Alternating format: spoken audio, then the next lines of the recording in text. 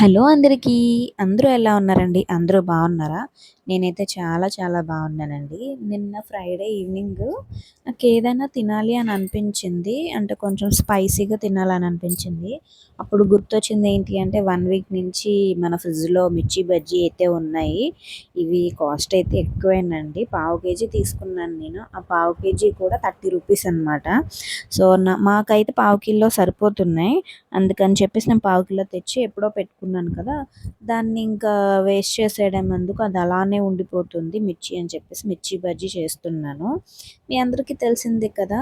ఇప్పుడు మనం అరటికాయ బజ్జీకి కానీ, ఆనియన్ బజ్జీకి ఎలా ప్రిపేర్ చేసుకుంటామో అలాగే శనగపిండి వేసి, సాల్టు, కారం వేసి, చిన్న తినే సోడా, చిన్న వాము వేసుకొని బాగా వాటర్ వేసి బాగా మిక్స్ చేసి థిక్ కన్సిస్టెన్సీలో మిక్స్ చేసి పక్కన పెట్టాను. అలాగే మిర్చి మొత్తం కడుక్కొని పక్కన పెట్టుకున్నానండి. అయితే వాటికి కొంచెం ఘాట్లు పెట్టుకున్నాను. సెంటర్‌కి కట్ చేసి సీడ్స్ అన్నీ తీసేసాను. మొత్తం అన్నిట్లికి దాదాపు ఒక 10 ఉన్నాయి. వాటన్నిటికి కూడా సీడ్స్ అయితే నేను తీసేసాను. తీసేసి అయితే పక్కన పెట్టుకున్నానండి.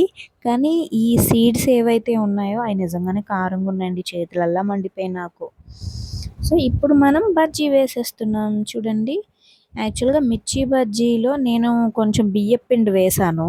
కొంచెం క్రిస్పీనెస్ కోసం. దానికేమో ఫస్ట్ టైం వేసిన వెంటనే కొంచెం మిర్చికి అంటుకోలేదు.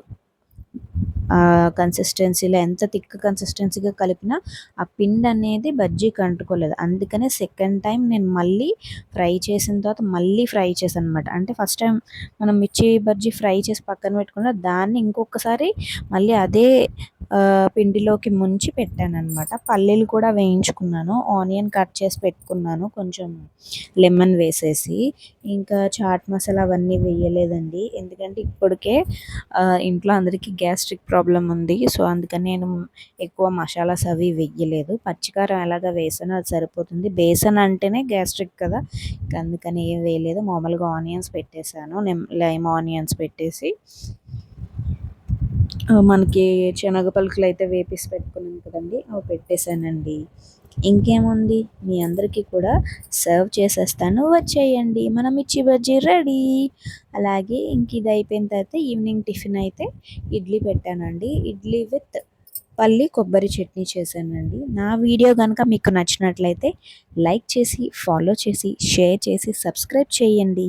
Bye bye.